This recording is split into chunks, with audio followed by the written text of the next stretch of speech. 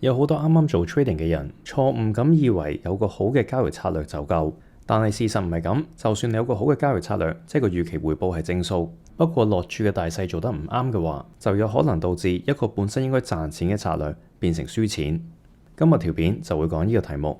如果你中意阿朱分享佢喺投資銀行做咗10幾年 trader 嘅經驗嘅話，記住撳 like 同埋 subscribe 呢個 channel。好，我哋首先用個簡單嘅例子，我嚟解釋點解就算你有個賺錢嘅策略，如果落注唔啱嘅話，結果都可以輸錢。賺錢嘅策略即係個 expected return 個預期回報係正數嘅交易策略。例如，如果你賭錢贏嘅話呢，就賺1蚊，而賭輸嘅話就蝕1蚊，估中嘅機會係1半。喺呢個例子，個預期回報就係0。但係如果我哋將個勝利率調高由50%升到55%，而家個預期回報就變成0.55減0.45，即係一個正數啦。呢個就係我所謂嘅好交易策略。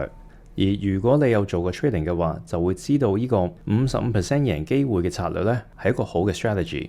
但係就算係咁，如果落注唔啱嘅話，結果都可以輸清光。我用個極端啲嘅例子我嚟解釋。有啲人以為如果 trading 有料呢，就應該 all in 落注。有信心嘅話就一 short 過，最好可以用埋槓桿，用2倍、3倍買埋啲 call option，咁就可以贏多啲。但係如果你咁做嘅話，每次都晒冷呢，咁你就 guarantee 會失敗。你可以幻想每一次做交易呢，好似玩輪盤咁，但係呢個輪盤呢，就有100個數目嘅。如果碌中細過55嘅話呢，你就贏；大過嘅話你就輸。咁喺呢個 case，你好明顯見到你遲早一定會輸，因為就算你第一次你贏啦，咁你 double 咗。第二次你又 all in，你又好彩再贏再 double， 第三次你再 all in， 然後可能贏可能輸 ，eventually 去到第4、第5或者第6次呢，你遲早一定會輸。而因為你每鋪都係 all in， 當你一輸嗰時呢，就會清晒你成個袋，然後當你冇錢剩，你就冇籌碼繼續玩落去，冇得報仇啦。咁呢個係個好極端嘅例子，我嚟敘述點解就算有一個應該賺錢嘅策略，如果落注唔啱嘅話，都可以輸。一般人會理性啲，唔會一鋪過，但係應該分幾多鋪先至係合理呢？如果分開10注咁玩，咁足唔足夠呢？喺呢個例子，如果我哋贏嘅話就會賺1蚊，輸嘅話就蝕1蚊。今次我哋一開始嘅本金呢，就係10蚊嘅，所以可以玩10鋪。如果係咁嘅話，唯一機會輸清光係如果我哋連續輸10鋪，係唔係呢？透過頭先嘅例子，就算我哋有個勝利率55% 嘅策略，咁樣唔代表我哋會贏一鋪，然後輸一鋪，然後贏一鋪，然後跟住又輸翻。我哋係有可能連續輸幾鋪，甚至連續輸10鋪嘅。所以我就用 Excel 整咗個 simulation 出嚟。我想睇下，如果我玩呢個遊戲500次嘅話，呢一個輪盤遊戲，如果碌到55以下呢，我就贏；如果碌到55至100就輸，即係有55% 嘅勝利率。如果我玩500次呢個遊戲嘅話，連續輸幾鋪係有幾常見呢？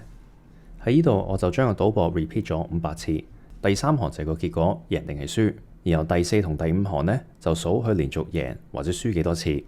我哋由上面睇落去，第1鋪就贏，第2鋪都係，第3鋪就輸。所以呢度呢，就係連續贏2鋪，然後跟住連續輸3鋪。咁你見到第4行嗰度呢，就有 mark 低。如此類推，一度咁樣做500次。然後喺右手邊呢，我就數連續贏同埋輸係幾普遍啦。喺贏嗰邊，最長嘅次數呢係連續贏9鋪，呢個發生過1次；連續贏8鋪同埋7鋪都係各自發生過1次，而連贏6鋪就發生過3次。但係輸嗰邊又點呢？連輸6鋪係發生過3次，連輸7、8、9鋪呢就冇發生過。不過試過1次係連續輸10鋪嘅。所以呢度我哋就見到，雖然我哋有個預期回報係正數嘅交易策略，同埋我哋已經分10注咁樣賭噶啦。但係 repeat 500次嘅話，總係有機會呢，你係可以輸清光。但係咁未止喎，你唔一定要連輸10鋪都可以輸晒啲錢㗎。例如你輸咗6鋪之後，贏翻1鋪，然後再輸多5鋪，咁樣你結果都係冇晒。所以我哋要睇埋呢啲事件。如果我用個圖 plot 出嚟嘅話呢，就容易啲睇到。喺呢500次賭博當中，曾經有3次，即係呢度、呢度同埋呢度，我哋總共輸咗10鋪嘅，即係輸晒啲錢。所以從此見到呢個交易策略，就算分開10注嚟賭嘅話呢，都未足夠。跟住我哋睇 random sequence 隨機次序點樣影響到個 equity curve。equity curve 又稱為 P&L curve，佢代表你戶口裏面有幾多錢。假如我哋一開始係有10萬嘅，然後我哋個交易策略咧有55% 嘅勝利率，然後當我哋輸嗰時就會輸1成，而估啱嗰時就會賺10%。喺呢個例子個預期回報就係55% 乘比0.1，再減翻0.45乘0.1，即係1%啦。換句話，每一次我哋賭嗰時，我哋有1% 嘅 edge， 下注100蚊就有1蚊嘅預期回報，將100蚊 repeat 1萬次變成100萬，咁就有1萬蚊嘅預期回報。呢1% edge 唔錯，同賭場做莊差唔多。咁我哋就睇下，如果有一個咁好嘅策略嘅話，我哋賬戶嘅錢，即係個 P&L 可以點樣呢？我哋將個交易 repeat 100次，每一次賭我哋嘅資金嘅1/4。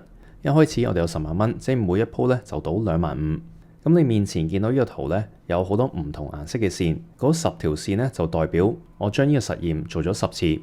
即係首先玩100鋪，記低贏同輸嘅次數同埋個 P&L curve。然後再 repeat 玩多100次，再將佢記低，咁就造成呢10條線啦。而喺中間你見到一條粗啲嘅紅線，呢個就係10條線嘅平均。而佢最尾咧係大概去到125,000，咁係同預期一樣嘅，因為我哋每次落注係25,000，預期回報係1%，而我哋玩100次，所以總共嘅預期回報咧25,000蚊。所以從此我哋知道呢個 chart 咧係合理。喺嗰10次裏面，有時會贏多啲，有時會輸多啲。最好彩嗰2次，即係最高嗰2個 equity curve 咧，灰色嗰條線同埋淺藍色嗰個，佢哋曾經係去到16萬，即係賺咗60%。但係最差嘅 equity curve 黃色嗰條，曾經係跌低過8萬，即係有成20% 嘅 drawdown。你要記翻呢10條線咧係完全一樣嘅交易策略嚟㗎，唯一個分別係彩數唔同。好彩嗰次呢個策略係賺到60%，唔好彩嗰時跌咗2成，而 overall 平均就賺25%。repeat 10次我覺得唔夠，我哋再 repeat 多啲，而家做到30次，所以而家個圖咧就有30條線加埋紅色嘅 average。今次如果你睇最差表現嗰啲，有深黃線啦、黃線同埋有條藍色嘅，佢哋各自曾經係跌低過8萬，即係跌多過20%。頭先10條線嗰時有1條係低過8萬，而家30條咧就有3條，即係個比率都係一樣。當我哋落注每注係25,000蚊嗰時，有1/10嘅機會咧，我哋會係經歷一個20% 以上嘅 drawdown。如果落注重手啲，個影響會係點呢？今次我哋落注每一次係5萬，即係我哋資金嘅一半。好彩嗰時，即係上面嗰啲線咧，佢哋嘅回報係高於100%。但係我哋應該要留意多啲嘅咧，就係當唔好彩嗰時可以輸幾多。而今次佢哋係跌到 under 5萬，即係輸多過一半。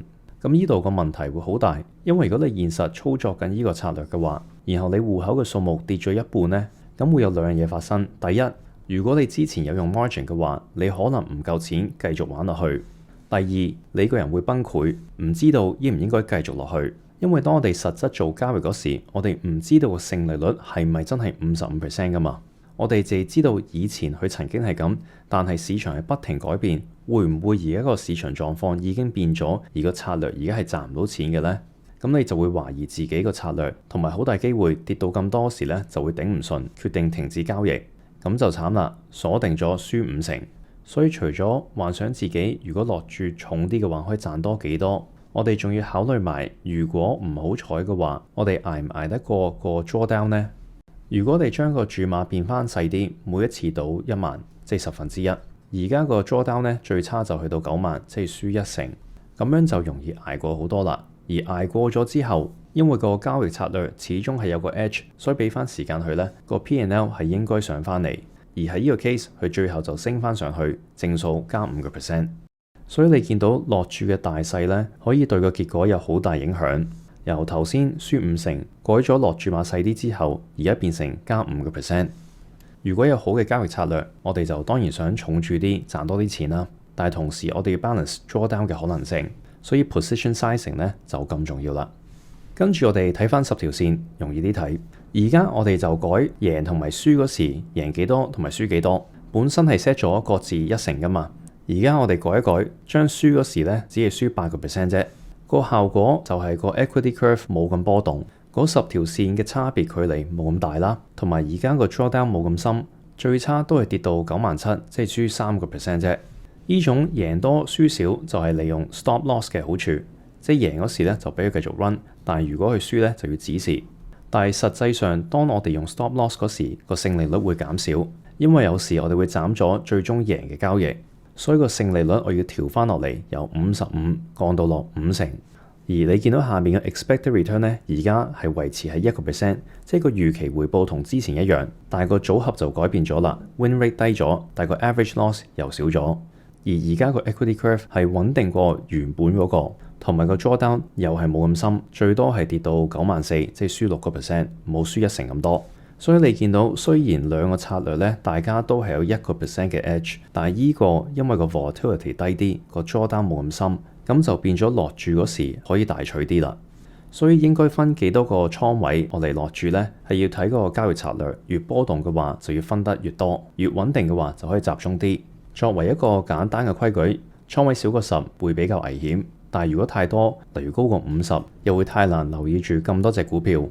成功嘅交易其實有幾部分，你要有個賺到錢嘅策略啦，但係除咗咁之外，你仲有適當嘅風險管理同埋配合嘅心態。